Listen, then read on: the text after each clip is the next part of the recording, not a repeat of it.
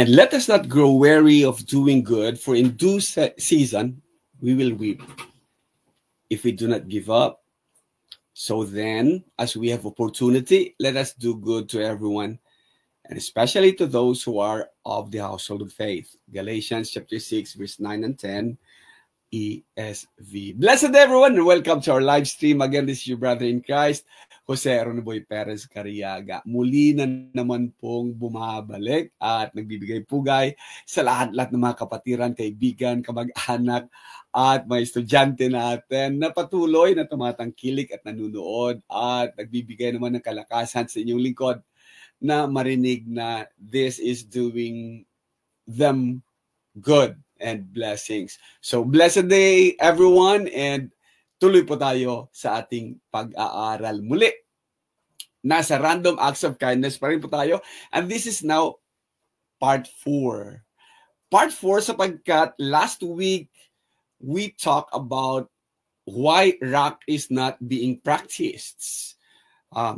After mentioning about the benefits, that it has physical benefit, psychological, emotional, and even spiritual benefits, nakita natin at nagtanong tayo, bakit nga ba hindi makapag-practice ng random act of kindness ang ilan sa atin or ang iba sa atin? At ang sabi nga natin, isa pa sa mga rason is how we are raised, and yung conditional love or yung Korean attitude o ano yung meron Korean o ano ako riyan. So things like that.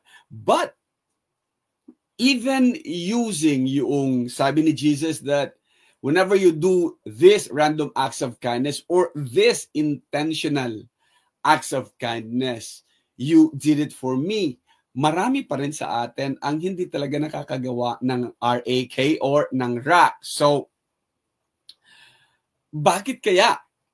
And we ask sometimes, and ito nangyayari.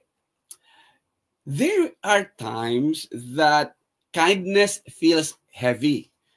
Mabigat sa kalooban na gawin, ano? Mabigat na daladalahan yung paggawa ng kabutihan. Why is that?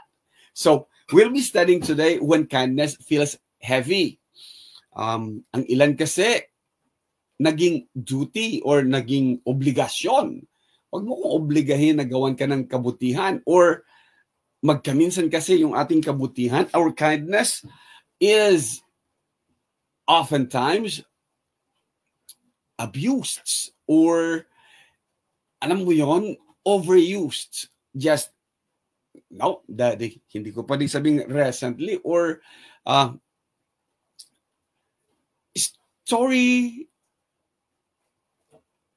stories keep on repeating themselves. Ginawan mo ng mabuti, pinakitaan mo ng mabuti, walang masamang tinapay, tinulungan mo ng nangangailangan. In the end, ikaw pa rin ang masama. Or in the end, yung mga taong pinakain mo na sa iyong sariling palad, ikaw pa rin ang kakagatin. Mas maigi pa ang aso, ano? Mas mag-iigi pa yung aso. Hindi talaga mangangagat. They don't bite the hands that feed them. Kaya magkaminsan, mas mabuti pa talaga mag-alaga ng aso kaysa mag-alaga ng tao. And we feel that. So when kindness feels heavy, ano na? So, the text comes into play. Kaya yung text na pinili natin for this Random Acts of Kindness Part 4 is Galatians chapter 6. Where it says, and let us not grow weary of doing good. When we are abused and used and abused, ano? When our goodness, when our kindness is abused, inaaboso na, or sinasamantala na tayo. So, we grow tired of doing this. But the text says, let us not grow weary. For in due season, we will reap if we do not give up. Some of us are about to give up. Iba sa atin talaga, halos ayaw na tuloy gumawa ng tama. Kasi ang sasabihin, ganun din yan. Ikaw din mapapasama sa bandang dulo. So then, Paul says and continues, as we have opportunity, let us do good to everyone, especially to those who are of the household of faith. Sa ibang mga NI or non-institutional group among the churches of Christ, ang kanilang sasabihin dito, ang kanilang focus dito ay yung those who are of the household of faith. So hindi sila pwedeng gumawa ng mabubuti outside the household of faith. Pero hindi yun pinag-uusapan at hindi yan ang pag-uusapan natin. Ang pinag-uusapan lang natin is that bakit hindi ba na-practice ang random acts of kindness? Simply because some of us have grown weary because of abuse and misuse. Well, may mga tao talagang opportunista, no? May mga tao talagang opportunistic. And so we grow weary in helping them. Ulit-ulitin natin, mas maigi pa ang hayop tulungan, hindi kakagat talaga sa taong nagpapakain sa kanya o sa kamay nagpapakain sa kanya. At times, we do not seize opportunities. Makikita din natin mamaya yan, ano? Even the disciples. Yung mga kasabihang, strike while the iron is hot, or let us go on doing things. But even Jesus acknowledged that there are times to let go. There are times you walk away from teaching opportunities. There are times you walk away from work. There are times you walk away at mag-take ka talaga ng, you need to step back. So we'll be dealing with that. Or simply put, kaya hindi tayo nakakagawa ng random acts of kindness because we are experiencing burnout or we have been burned out. Ang burnout ba is a biblical principle? Tingnan muna natin. Emotional, physical, and spiritual depletion caused by prolonged stress, unrelieved responsibility, or compassion fatigue. I-type mo lang yung mental health, i-type mo lang yung burnout, and you go over, ibibigay niya talaga yung mental health ng UK, Mayo Clinic, and so much more na nandoon. Basta i-type mo lang yung burnout, at ito ang lalabas. At ang key symptoms ng having or experiencing burnout ay ito. Mayroon tayong emotional numbness, wala tayong pakialam doon, cynicism or irritability. Naiinis na rin tayo sa mga nangyayari, ano? Naiinis na rin tayo sa mga taong kahirap turuan or sa mga taong hindi na irresponsable, kundi mga taong opportunistic o mga taong talagang gusto lang talaga manlamang. And so, avoidance of people in need. And nakikita na natin. So sa halip na tulungan natin, sabihin na lang, balik ka na lang bukas. As a coordinator of the Office of Student Affairs, hindi ko pwedeng sabihan talagang isang bata, kahit na darating sa akin na 5:30 na, sir, usap tayo. Or ang password namin lagi is, sir, kape muna tayo. And it means, sir, I need to talk to you. May mga personal akong mga bagay-bagay na gusto isang guni sa'yo. So, I couldn't say, kita lang tayo bukas, I will be here 7:30. And turns out na talagang nangangailangan ang mga taong ito. Or, another symptom is that the loss of joy or sense of purpose. Nakakasawa ding tulungan yung iba, magkaminsan na yun. Or nakakasawa ding gumawa ng kabutihan kasi ang mga tinulungan mo nga ay this type of people. Even Jesus, doon sa 10 lepers, ano? Nagtanong talaga siya. Nung pinagaling niya yung 10, isa lang ang nagbalik at ang bumalik pa sa kanya ay hindi pa believer at hindi pa galing sa mga tinatawag na anak ng Diyos, kundi isa pang foreigner. So, ang tanong talaga ni Jesus, Hindi ba't 10 ang pinagaling ko? Bakit isa lang ang nagbalik? Or at times when we do things, nawawala talaga yung joy at saka yung sense of purpose. Why are we doing this? Kagaya din ng nagbanggit ko last time, yung aking feeding and mentoring program, magkaminsan nagtatanong, saan ka kumukuha? And who's financing it? Sino ang mga recipient mo? So, recipient will always be there. Pero yung, sino nagfa-fund sa'yo? Sino nagbibigay sa'yo ng mga bagay-bagay na ganito just for you to keep doing this ministry? At ang sagot natin is, ministry nga. Kaya tinawag na ministry. At ayaw maniwala talaga ng mga tao. I've been doing this for 2 decades. No? And I've been trying to share it with mga kapatiran na hindi inaabot at hindi nakakatikim ng mga ganitong mga pastries. Or magkaminsan, we have this feeling like, I've already done enough. Okay na siguro magpahinga. Ilang taon na rin naman akong ganito ang ginagawa. Okay na siguro wag nang tumulong. Okay na siguro or sa OSA, okay na siguro ipagpabukas kasi hanggang 4:30 lang naglabasan na lahat ng mga tao kaya pwede na sigurong hindi na muna. I've already done enough.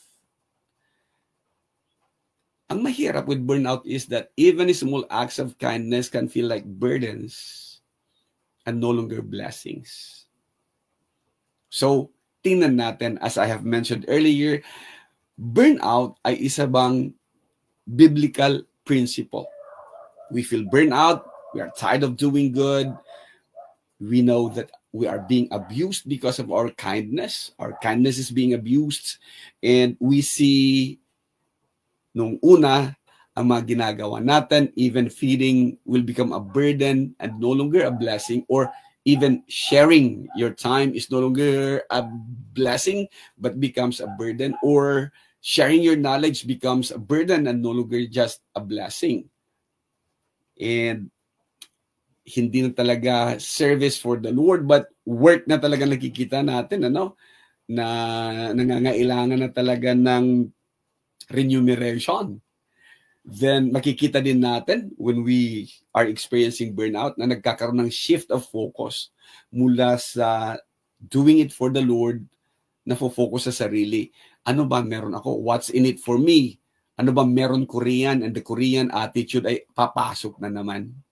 So do we have biblical examples? We will be dealing with 4 biblical examples. Nilimitahan ko lang sa 4 biblical examples and we will be seeing patterns, we will be seeing things na nagkaroon ba ito ng burnout. Bagamat wala pang terminong burnout, during those times, may burnout nang nangyari. And let us start with these guys and mirror them. Gamitin natin silang salamin upang sa gayon makapagpatuloy tayo at sana makagawa tayo at makatulong tayo sa mga nasa kalagitnaan ng burnout, sa mga nakakaranas ng burnout o sa mga taong bakit hindi makagawa ng random act of kindness. So, pag-aralan natin itong mga taong ito.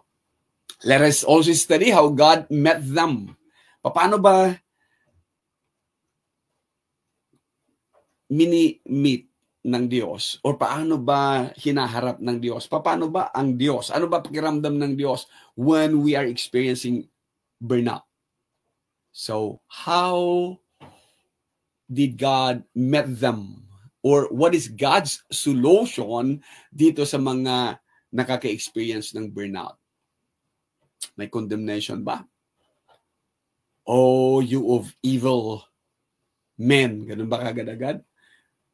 Oh, you evil doers, depart from me. Ganun ba kagad-agad ang solution ng Diyos when we don't do what we are supposed to do? Or i-guilt trip ba niya tayo? I have done you this good at yan lang ang gagawin mo for me? Or may restoration bang nangyayari when we experience burnout? Biblical examples natin, umpisa na natin kay Moses. Recorded in Numbers chapter 11, ang buong Numbers 11, talaga makikita natin si Moses leading the people of Israel. mula pa doon sa kanilang tinatawag nating Exodus, mula pa doon sa Egypt, 10 plagues, nakita na natin how God is leading Moses. Ito ngayon, nasa labas na sila, nakatawid na sila ng dagat na pula, ng Red Sea, and now here is Moses leading these slaves who are now free. Listen to Moses. In verses 14 and 15, he says, "This job is too much for me. How can I take care of all these people by myself? And if this is the way you're going to treat me, Lord, just kill me now and end my miserable life." Ang tindi naman ng pinagdadaanan ni Moses. Overwhelmed with that task, and then he feels alone with the work. Taking care of all this stiff-neck, all this laging nagre-reklamo na walang satisfaction ng mga tao, na walang sense of gratitude man lang, hindi man lang magpasalamat, laging naninisi pa.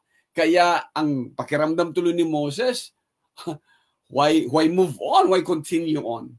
Kaya ang kanyang sinabi is, if this is the way you're going to treat me, things didn't go as planned. Hindi kagaya ng inaasahan niya. Nabungakala niya, inaakala mo ba, Moses, na pagka nailabas mo sila sa land of bondage, maging sunod-sunuran na ang mga taong ito? No!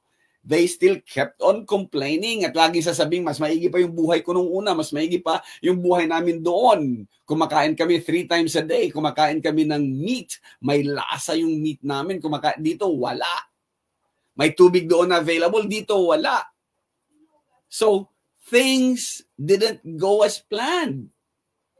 Kaya, dahil dyan, naging suicidal tuloy si Moses. Hindi na siya makapag-isip ng matino, ng maayos. And this sometimes nangyayari din sa mga taong dumaranas ng burnout. Na kahit na gaano man katalino, gaano man ka-rational, gaano man maawain, they just run out of patience and tamang pag-iisip. Kaya sabi niya kay Jehovah God, o kaya sabi niya kay Yahweh, just kill me now. And look at this. Anong kanyang description sa buhay na meron siya? A leader na may miserable life. Kill me now and end my miserable life.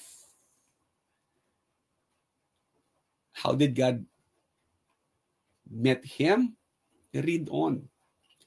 Hindi ko tatalakayin dito paano siya in-encourage ng Panginoon, paano siya ibinalik ng Panginoon upang makarating ang Israel doon sa Promised Land, or at least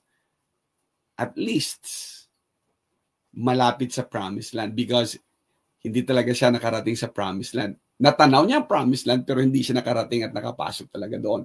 Joshua fulfilled that, completed that mission. The next one being is Elijah. Sa mga hindi po nakakakilala kay Elijah, mayroon pong showdown in Mount Carmel na tinatawag. Si Elijah, wanting to win back Israel, wanting to win back the children of God. Nagkaroon sila ng showdown in Mount Carmel. 1 against 450 prophets of Baal plus 400 prophets of Asherah. At ang kanilang usapan lang ay, the God who answers, He is God. Sino man ang manalo, the people will be serving that true God.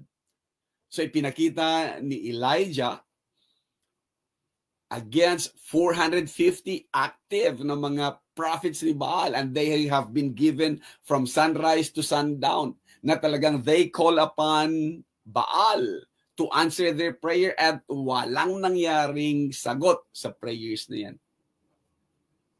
Para walang daya, pinakita pa ni Elijah that yung altar na hinanda niya, it was even drenched with water. And when he prayed, God answered it. God, or the fire from God, consumed yung nasa altar, leak even, dry talaga yung tubig na inilagay doon kahit na yung nasa kanal. And the people said, Jehovah or Yahweh is God. At nagkaroon nga ng pagbabago. Nagkaroon nga ng pagbabalik loob. Yet, with this unprecedented victory, sinabi sa kanya ni Jezebel, ang asawa ni Ahaz, na kapag ka nakapatong pa ang ulo mo sa katawan mo bukas, then hindi ako ang queen. So because of that, matinding takot ang inabot ni Elijah. And we read chapter 19, Elijah ran scared. Elijah was afraid when he got her message, and he ran to the town of Beersheba in Judah. He left his servant there, and then he walked another whole day into the desert. Finally, he came to a large bush and sat down in its shade, and he begged the Lord and said, I have had enough. Just let me die, because I'm no better off than my ancestors. Again? Scared, alone, suicidal, again? Parang may pattern to, ano? Parang pareho lang. Moses, Elijah, yet God met him with no demands, no further mission, just plain restoration. Read on. Kayo na po ang magbabasa niyan. Hindi ko na po ipapakita yan. And it will be nice kung kayo mismo makahanap, how did God meet these children, these people of his that are undergoing or that are having burnout or having been burned out. Kayo na po ang magbabasa. The third one being is Jonah. Oh, sino ba makakalimot kay Jonah? Jonah was told to go to Nineveh. Tapos iba ang pinuntahan niya. Jonah, noong nakasakay na sa ibang barko na lihis ang direction, the opposite direction pinuntahan niya, then nagpadala ang Diyos ng matinding unos. And because of that, nagpalabunutan, ayaw po umamin talaga, no? Marami pang nadamay dahil lang kay Jonah. So nagpalabunutan, nakita na siya. Hindi na lang siya tumalon doon sa dagat, kundi kailangan pa talagang itapon siya sa dagat. Kung tumalon ba siya sa dagat, suicidal ba yun? Hindi ko alam. Kaya sabi niya, itapon niyo ako sa dagat. So tinapon siya sa dagat. Ano na lang ba naman kung tumalon siya, no? So tinapon siya sa dagat and he was swallowed by a big fish. Megalodon or whale? What a whale of a tale. So, iniluwa siya ng fish, hindi sa place kung saan niya gusto, kundi sa ayaw niya na place. And it was the place of Nineveh. Nung pagdating niya doon, ang record sa Jonah chapter 4 is that Jonah was really upset and angry. Ayaw ko to eh, hindi ko ginusto na dito ako eh. Yet the fish, doon siya isinuka sa baybayin ng Nineveh. So, itong kanyang ginawa. So he prayed, ang sabi niya, Oh Lord, I knew from the very beginning that you wouldn't destroy Nineveh. That's why I left my own country and headed for Spain. You are a kind and merciful God. Good, Jonah. And you are very patient. Good, Jonah. Alam mo pa rin, ganyan pala ang Diyos, kahit galit ka. You always show love and you don't like to punish anyone, not even foreigners. So anong kinagagalit mo? Anong kinasasama ng loob mo? Knowing who God is and knowing the characteristics of God and knowing full well what God will do, ba't ka nagagalit? Why are you so upset? And angry Jonah, ito ang sinabi pa niya, because of this, let me die and I'm better off dead. Ooh. Jonah was really angry and upset even with his own life. Ginagawa niya mag-isa, suicidal na si Jonah, I'd be better off dead kaysa gawin niya yung trabaho niya. How did God met you na? Read on. Ilang bersikulo na lang po yan. May pattern ba dito? May pattern ba sa lahat-lahat ng mga lingkod ng Diyos? They get angry or overwhelmed by the work. They think they're alone doing the work. And nagiging, when they look at themselves and at their life, nagiging suicidal talaga. But God meet them where they are. Lipat naman tayo sa New Testament. Tingnan natin, the disciples. Mark chapter 6. The disciples, kung sa early part ng Mark chapter 6, Jesus commanded the 12 to a limited commission. Yung 2 by 2. And then, pagbalik nila, they were so excited. Nagkukwentuhan sila paano silang nagpalabas ng demonyo, paano silang nag-heal ng mga may sakit, paano silang gumawa this and that. And so they were so excited after this limited commission, after the mission, that they are telling Jesus about this. Verse 30, after the apostles returned to Jesus, they told him everything they had done and taught. Siguro nagbibidahan pa sila, no? Or siguro nagtatawanan din sila kasi ito yung time na kailangan talagang sabihin mo ano ba yung nangyari. And again, was it random act of kindness? Again, nagdulot ba ito talaga ng faith-producing experiences sa mga taong ginawa nilang kabutihan?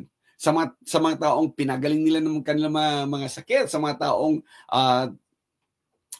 drive nila yung demons that is besetting them? Naging mapagpasalamat kayo yung mga tao. Yet, during these times, 31, but so many people were coming and going that Jesus and the apostles did not even have the chance to eat. Alam niyo yon, busy-busy dito pero walang tigil talaga ang mga tao labas-masok.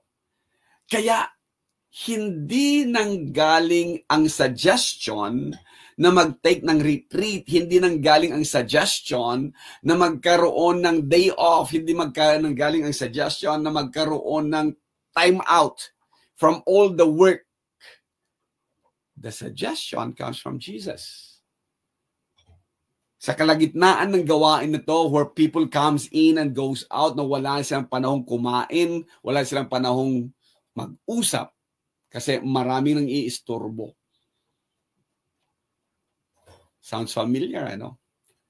Kapag mga ministro, pastors, and evangelists gather together or has a work, wala talagang tigil ang mga tao dyan. And we oftentimes forget to eat, drink, rest. Kasi nakikita natin, strike while the iron is hot.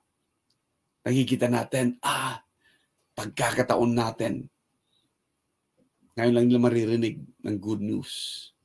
Yet, si Jesus is very different. Because of the things, Jesus said, let's go to a place where we can be alone and get some rest. Lord, ba't mo naman iiwanan yung ministry?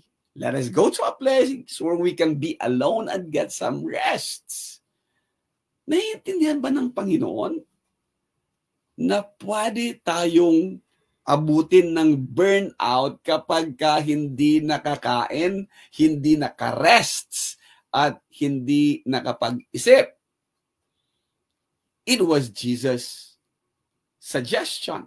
Nakikita niya ng kanyang mga alagad ay tired and hungry dahil sa limited commission. Nakikita niya na they need rest and be alone for a while. So, nakikita niya din na the only way that these disciples can rest is to leave the crowd behind. So, ginawa nga nila.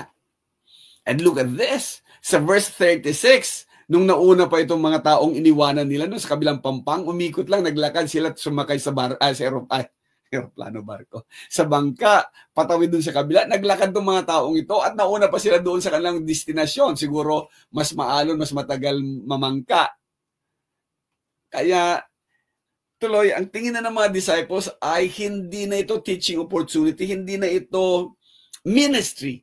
Kaya sabi na nila kay Jesus, send them away. Hindi ba binalak natin na magkaroon ng relaxation, magkaroon man lang ng pagkakataong kumain? Andi dito pa sila ulit. Kaya nga tama yung burnout na description kanina, no? Yung malilit na bagay becomes burden kasi hindi ka na nakakakain, hindi ka na nakakapagpahinga. Kaya they said, send them away. And Jesus will show them some other things. But, hinihikayat kong mga manunood ngayon na kayo na po ang gagawa. Tingnan lamang po ninyo, Mark chapter 6, pababa niyan, and you will find anong ginawa ng Panginoong Jesus. Burnout is real. Burnout happens when emotional, physical, and spiritual depletion. Depleted na talaga. Wala na. Wala ka ng strength physically, emotionally, and spirituality nauubos kasi pagod na. Dahil sa prolonged stress. Excitement can cause stress. Unrelieved responsibility. Hindi napapalitan. Walang nagtake over ng responsibility na yan. Or compassion fatigue. Napapagod din ang puso, sabi nga. Napapagod din sa paggawa ng mabuti. So, burnout is real. And so, when we see from biblical examples that those great men got overwhelmed with the task, nagkaroon sila ng feeling na alone with the work, at nakita nila na miserable life talaga meron sila. Kasi wala man lang nag-appreciate. Kaya nga, in preparation then, sa August, which is Preachers Appreciation, we appreciate preachers. Because it really is a miserable life. All you get are promises. Wala ngang gratitude na pinapakita, no? Pangako lang, puro lang pangako na lagi namang napapako. Yet in all of this, God met them.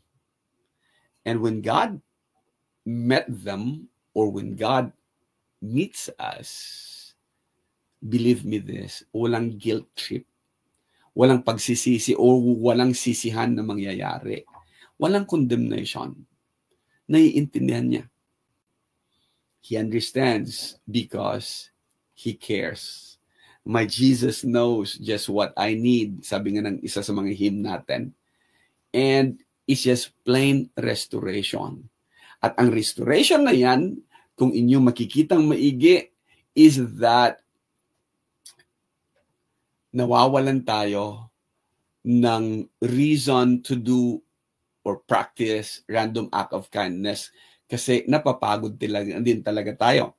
Or ayaw nating i-seize ang opportunity kasi depleted na physically, emotionally, and spiritually dahil sa burnout. No worries. Because Jesus Himself said, let's go to a place where we can be alone and get some rest. Ang solution ng Panginoon at siya mismo ang nagbigay ng random act of kindness ng Panginoon is His open invitation wherein He says, let us go to a place, a specific place where He will meet us. The next one is where we can be alone, muni-muni, where we can talk. Heart to heart, Lord, alam mo naman mga pinagdaraanan ko. Lord, alam mo naman ang nangyayari sa buhay ko. Lord, let this cup pass from me. Or you can get some rests. Knowing na secured ka, kung hindi ka nakakatulog, take a leave of absence and be with God. Or be with Him in a place where you could meet together, where you can be restored. Ang galing ng Panginoon to. Yan ang kanyang random act of kindness, open invitation. Ano man pinagdadaanan mo, saan ka man ngayon, ito ang kanyang sasabihin. Kaya nakakatuwa itong Restore My Spirit, Lord by Sylvia Rose. Sabi niya, Restore my spirit, Lord, I need restored. My heart is weary. Please help me, dear Lord. I stand in need of more strength from your word. Renew my love. Rebuild my faith. Oh, restore my soul. Revive the fire, Lord, deep in my soul. Steer my desire to work in your fold. Light in my heart, dear God, your zeal grown cold. Renew my love. Rebuild my faith.